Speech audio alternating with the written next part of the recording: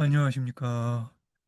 네, 오늘 연애학 특강 새로운 주제의 챕터를 시작합니다. 새로운 주제는 사랑, 대화가 필요해. 연애와 소통입니다. 연애에서 비롯하는 결함투성이인 감정들의 주례밭을 서로를 의지하며 나아가야 할 연인들에게는 오로지 소통만이 희망입니다.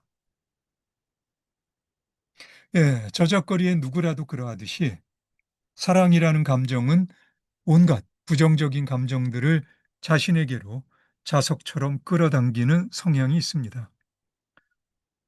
사랑이라는 짐을 걸머쥐고 지뢰밭을 건너는 연인들의 모습을 떠올리셔도 좋겠죠. 결함투성이 감정들의 이리 치이고 저리 차이는 연인들의 믿을 만한 의지처는 소통입니다. 혼성듀엣 자두가 2002년 발표한 노래 대화가 필요해의 마무리 부분입니다. 대화가 필요해. 우린 대화가 부족해. 서로 사랑하면서도 사소한 오해, 마음에 없는 말들로 서로 힘들게 해. 너를 너무 사랑해. 대화가 필요해. 예, 그렇습니다. 연인들 간의 사랑에는 대화가 필요합니다. 1995년 이와이 슌지 감독이 만든 일본 영화 러브레터는 대화가 필요했던 사랑의 어긋남을 보여줍니다. 뜻밖에도 이 영화를 중학교 시절 첫사랑의 아리아리한 아픔을 담고 있는 영화로 보는 사람들이 많습니다만 나에게 이 영화는 소통의 부재에서 비롯한 가라앉은 침묵이 우연한 계기로 인해 간신히 닫아걸었던 빗장을 푸는 사연을 보여줍니다. 와타나베 히로코라는 여자 약혼자 후지 이츠키가 겨울 산행에서 조난당해 세상을 떠납니다. 히로코는 약혼자가 그리워 우연히 중학교 졸업 앨범에서 보게 된 약혼자의 주소로 무작정 편지를 띄웁니다. 그런데 놀랍게도 답장이 오고요. 알고 봤더니 약혼자와 같은 이름의 여학생이 같은 반에 있었던 거였습니다. 약혼자는 졸업 전에 전학을 가서 졸업 앨범에는 이름이 없었던 거죠. 여자 후지 이츠키는 히로코의 부탁으로 기억을 되살려 남자 후지 이츠키와 자신의 중학교 시절 이야기를 편지로 전해주는데요. 이렇게 이츠키와 히로코 사이에 편지가 오가게 됩니다. 그런데 편지를 통해 히로코는 남자 이츠키가 중학교 시절 여자 이츠키를 좋아했었구나 하고 느끼게 됩니다. 여자 이츠키는 그런 사실을 전혀 눈치채지 못했었던 것 같고요. 게다가 히로코는 자신이 여자 이츠키를 많이 닮았다는 것도 알게 됩니다. 히로코는 남자 이츠키가 어쩌면 자기에게서 여자 이츠키의 모습을 보고 싶어 했을지도 모른다는 생각까지 하게 됩니다. 당연히 많이 슬프고 서운하고 심지어 야속하기까지 했을 겁니다. 자, 이 정도만 이야기해도요. 남자 후지이츠키의 문제점을 알게 되죠. 이 남자는 소통의 젬병이었습니다. 중학교 시절 좋아했던 여학생 후지이츠키에게 장난만 걸고요.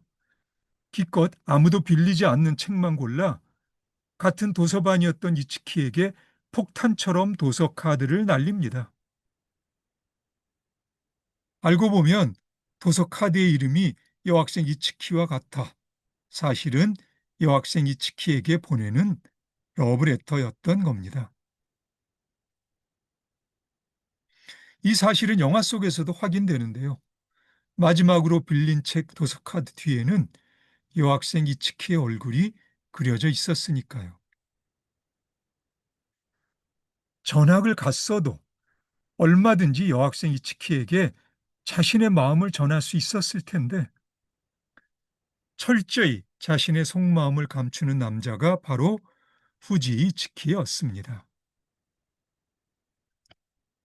남자 후지 이츠키는 히로코와의 관계에서도 절대 자기 속을 내보이지 않는 사람이었던 것 같습니다.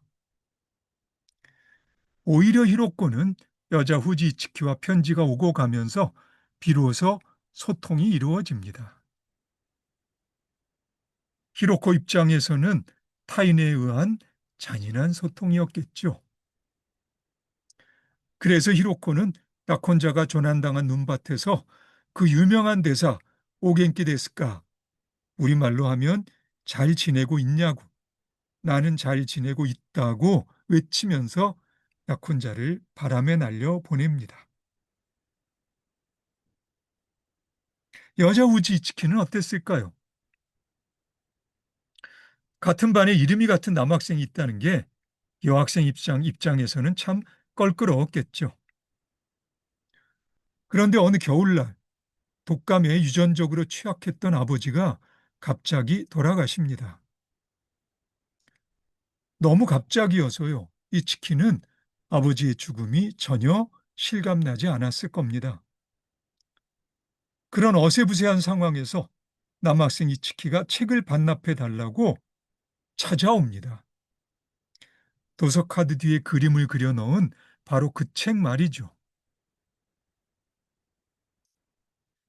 그 자리에서 여학생 이츠키 아버지가 돌아가신 걸 알게 된 남학생 후지 이츠키는 그때 비로소 안타까운 자신의 속마음을 드러냅니다.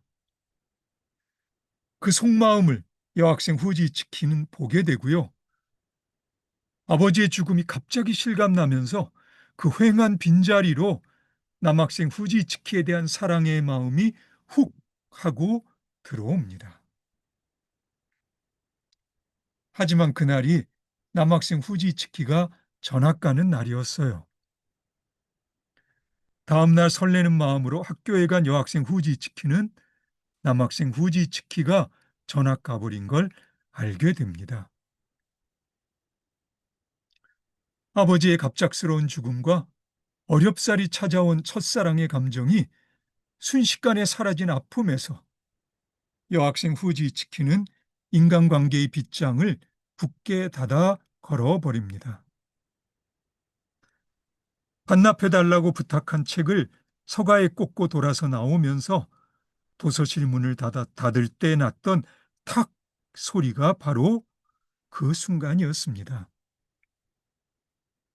여학생 후지이츠키가 마음의 문을 닫아버린, 그래서 그 문에 빗장을 닫아 걸은 바로 그 순간이었던 거죠. 갑자기 어디에선가 날아온 편지 한 장으로 이 닫아 걸었던 빗장을 푸는 사연이 러브레터라는 영화입니다. 난데없는 편지로 인해 도서실 문 밖으로 밀어냈던 남학생 후지이츠키를 다시 마음에 떠올리게 됐을 영화 중반즈음, 감기 기운으로 병원을 찾은 이츠키는 꿈결처럼 아버지의 죽음과 남학생 이츠키가 떠나던 날 마지막 모습을 봅니다. 그러다가 히로코에게 편지를 보내면서 이츠키는 마음의 가장 깊은 곳에 가라앉아 있던 아픔의 순간에 조금씩 다가가게 되죠. 그래서 히로코가 눈밭에서 잘 지내냐고 외칠 때 같은 시간 이츠키도 독감의 위중한 상황에서 깨어나면서 잘 지내냐고, 나는 잘 지낸다고 중얼거리게 됩니다.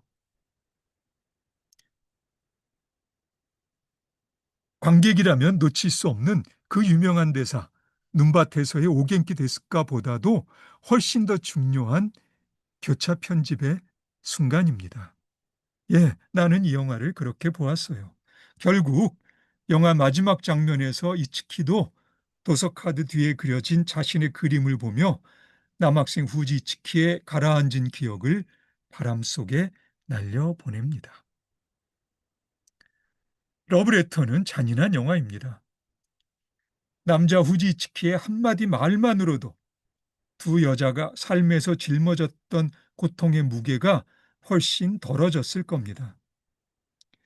이 영화는 달달한 영화 음악과 함께 우리나라 흥행에서 큰 성공을 거둡니다만 솔직히 관객들이 이 영화에서 무엇을 보았는지 나는 잘 모르겠습니다. 내가 본 바로는 이 영화가 사랑에서 대화가 얼마나 필요한가를 일깨워주는 메시지를 담고 있는 것 같은데 안타깝게도 이 영화를 본 대부분의 관객에게 그러한 메시지가 제대로 전달된 것 같지는 않습니다.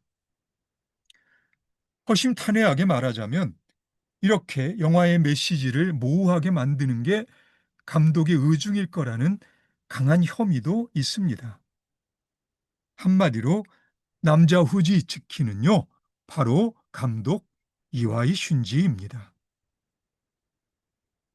남자 후지 이츠키는 기질적으로 소통이 어려운 사람이에요. 태어날 때부터 그렇게 살아온 기질이라면 해결하기가 물론 쉽지는 않을 겁니다. 그래도 어쩌겠습니까? 해결해야만 합니다. 경험적으로 감히 말하거니와 연애에서 비롯하는 결함투성이인 감정들의 지뢰밭을 서로를 의지하며 나아가야 할 연인들에게는 오로지 소통만이 희망입니다. 예. 그럼 오늘은 여기까지 할까요? 그리고 우리 이어서 다음에 다시 만나서 이렇게 닮은 듯 다른 사랑하는 연인의 소통이라는 소주제로 계속해서 이야기를 함께 풀어가 보도록 합시다. 그럼 오늘은 여기까지 하겠습니다. 오늘도 수고 많으셨고요. 그럼 우리 다음에 다시 봅시다.